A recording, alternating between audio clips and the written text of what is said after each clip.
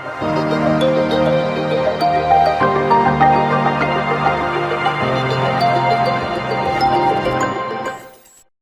to everybody. I'm Yukhairi. So I'm working in Takaful Ikhlas. Can you guys hear me? Okay, alright. Assalamualaikum and good morning to all. I'm Yukhairi Yahaya. I'm working in Takaful Ikhlas as a infrastructure head operation. So my topic here is about a data center. It's about architecture and the DR. Okay.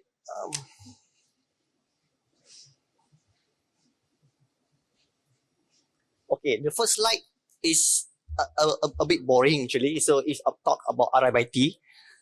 So we are the FI. So yesterday there was one guy from TM mentioned about the RMIT as well. So for those that not come from FI, RMIT means that risk management in technology under the Bank Negara Malaysia. So there are rules and guidelines and policy that you guys have to follow.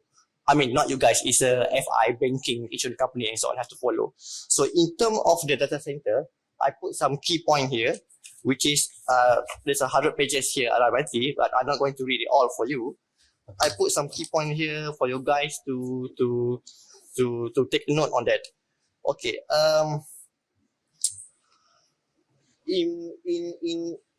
there's a definition of the RMIT. It's a production data center and recovery data center.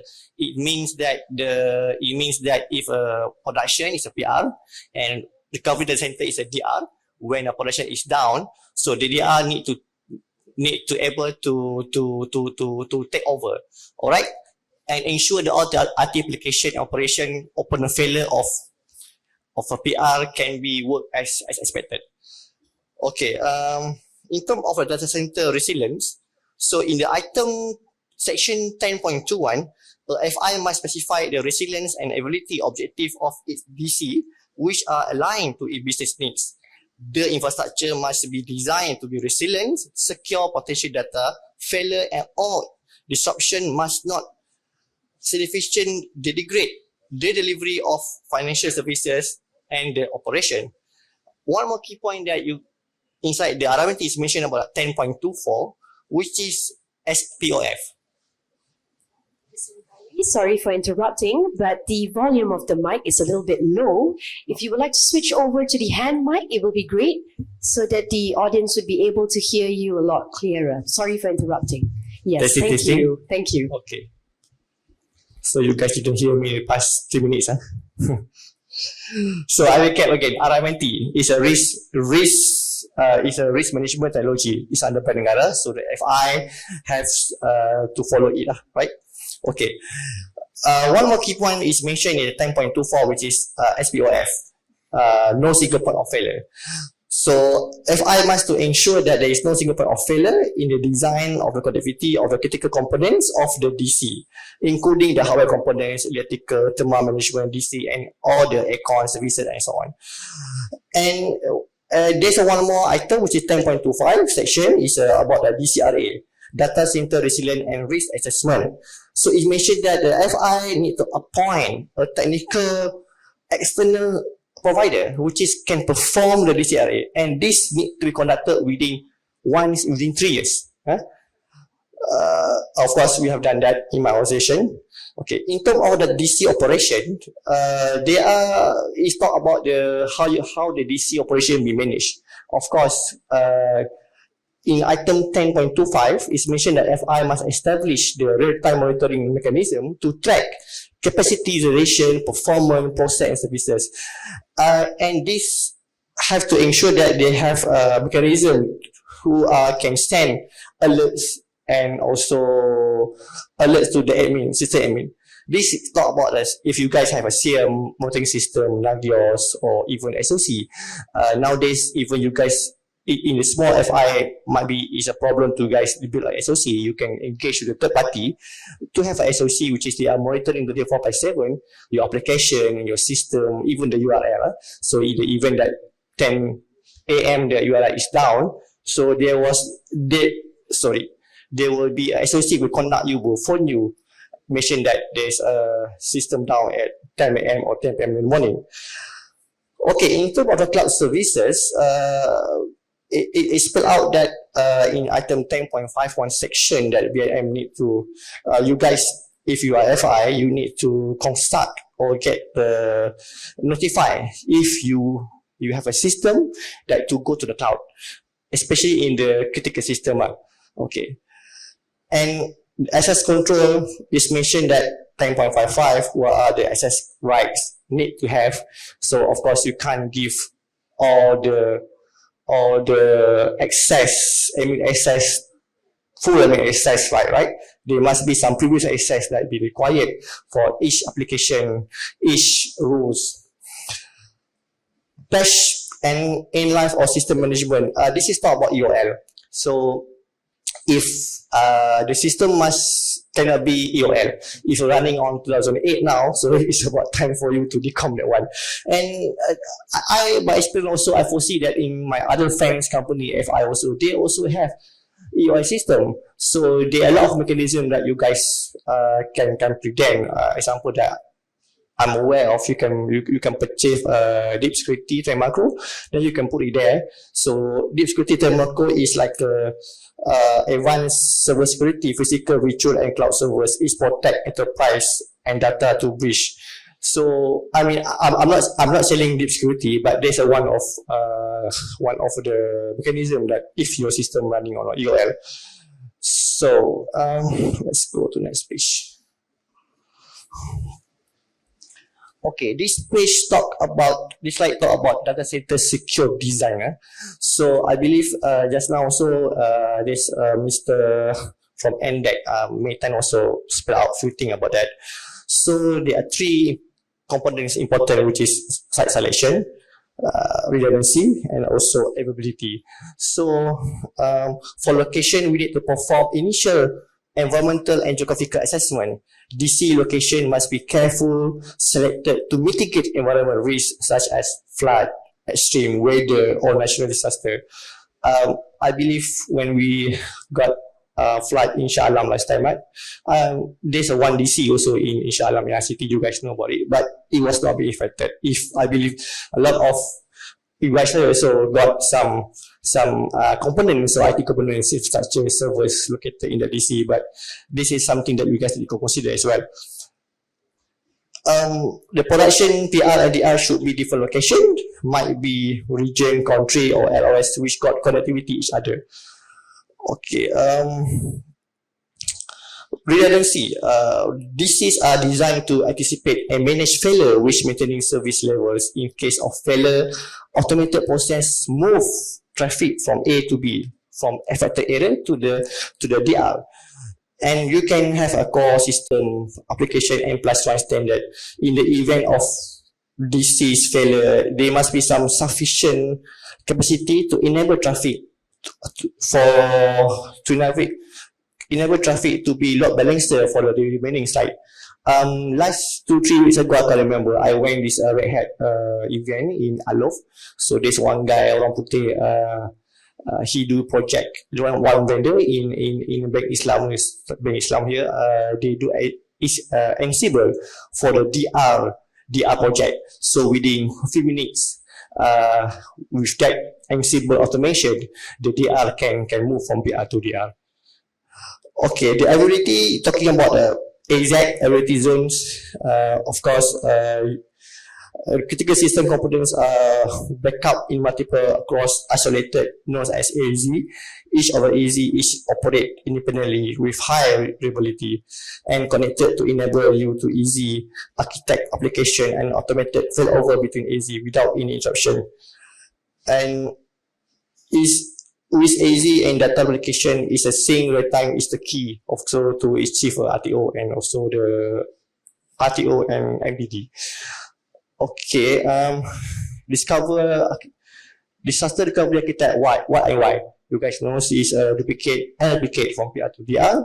So it's a different sites, different logical, and why is to reduce damage on instruction and to recover as soon as we can.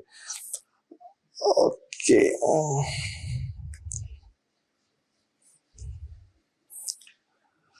Okay, this slide talk about the data center and cloud services, technical reference architect.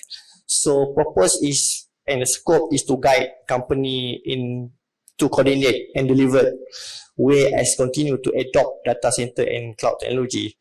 Deployment is to provide guidance for company agency to securely translate and also to deploy, integrate, maintain, and to operate cloud services. Adaptable solution to provide a flexible and suitable architect that identify the cloud capability and to vendor agnostic the solution. Secure architect is to support and to establish the DC and also the cloud environment and secure the infrastructure, platform services, and also agency operation. DevSecOps is to support to secure and dynamic development of engineering cycle that prioritize on design, development, coding, delivery, and execution of the knowledge transfer and the solution as well. Zero Trust is to support the agency as they plan to adopt Zero Trust architecture. Okay, this slide I think is almost as similar that previous slide from Veritas, not mistaken, Mr. Kai saying. Only thing that he did not have the access management.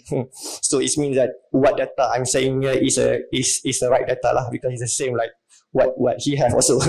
So I'm not going to explain all. On-prem means that you guys know is on-prem. You have a server, you have a storage, you have network, it's on-prem at your DC or hosted at your service provider, colo, right? So if you want to have a server, you will do everything. Okay. If infrastructure as service, if you need a server, that vendor will manage it. Okay, and then he will give you credential, then you will log in and you will do all the stuff, application and so on. PaaS and SaaS is the difference is only the applications and networking, which is the application managed totally 100% by the vendor itself. Is platform as service is a vice versa. And of course, the most important, the two segment is identity, credential, and access management and data, which is partially managed by the vendor and also the customer itself. This one cannot run. Okay. In short term, that I can see that for the SaaS, the company are users of the provider application running on an underlying cloud infrastructure. Application are accessed via various client platform and do not manage the control of underlying the infrastructure. But inside of the infrastructure, last, company have the capability to provision computing resource to deploy and run environment and application. Cloud provider or DC provider manage the infrastructure, and then that company manage in terms of computing resource, including of control, selection, networking, and so on.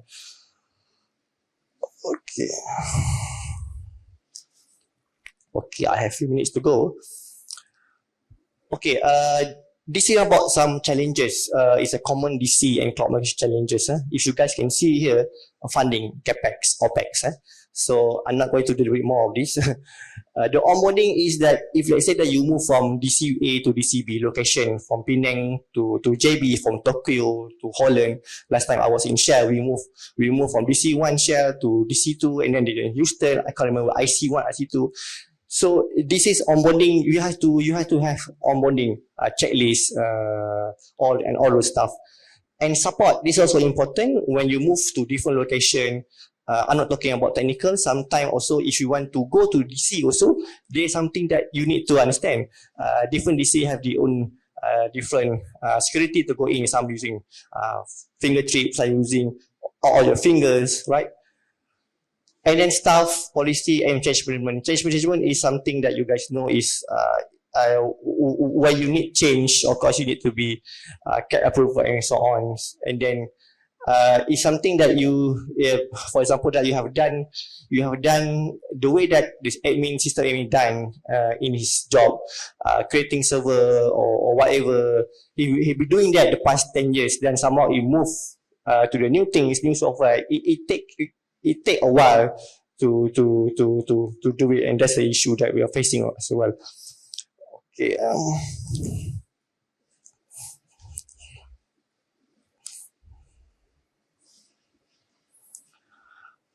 Okay. If you need to choose a colo provider, DC colo provider, here's some question that you should ask, right? I'm more interested about the compliance things. You can ask whether the DC has those compliance. I don't know, HIPAA, PCI DSS, SOC 1 or SOC 2, or ISO 2000 and so on. So this is the thing that you should ask, and if you are interested to select a new DC. Okay, data center downtime. I mean, based on the Gartner report, technically it's a USD 5,600 USD per minute. So if you time, if I convert it to Malaysia, it's a 35k per minute. So if 60 minutes, it will be 1.5 million. This is based on industry standard. It might be wrong, it might be true. Maybe one experience that I have when I was in 2003 or 2004, I was a normal system engineer working in the semiconductor company, MMC company. One of the rack is our DC is failed. So it caused the NetApp Filers 740-3250 series. I still can remember that. It's more than almost 20 years, was failed. And then it stopped for 3 hours, and it cost us 300,000 RM just for that, because the production is stopped. The storage filer is stopped because of the rack inside the DC was failed due to whatever reason, I can't recall. So it cost around 300,000 for that. That's to share my experience. Okay, what we want? Simply, if you ask me, no downtime, no impact to the business. Okay, maybe also we have 2 more minutes to go. I want to share something that I have in some of my experience. I have visiting a few, not many. I mean, I think around 8 or 7 DC in Malaysia and also in overseas in Malaysia. I think I've been to Mampu in 2002, very long time. Cik Rizman last day told there are 4 DC. You should invite me, 3 more to go. And I've been in a few banks, a big bank also. DC, and I was in Brunei. There was a DC in Brunei. They call it EJNC. Malaysia call it Mampu. They call it EJNC. It's the government national center. I was there for 5 years. It was quite good. Even their punya thickness is around more than 10 inch per second. Yeah, and it's an auto door. Maybe one experience that when I was in Dell, I was visiting the DC in Austin, Texas, in US. I was there, I think, in 2007 or second, more than 15 years. Just to share where I walk in. I don't know. When I walk in, I just using my normal clothes. I didn't feel any cold at all. But when I open the rack, it goes out. So I don't know what storage that they have, but it's something that impressed me that time lah. Even I walk there, I see one 10 square feet. With the glass door, I asked in the middle, this server belongs to me. He said, oh, this will belong to Michael Dell. No one cannot go in. So that's something that I just want to chit chat with you on that. So okay, okay, time is up. Okay, this is my. You can scan me if you're interested to know further about me. So thank you so much.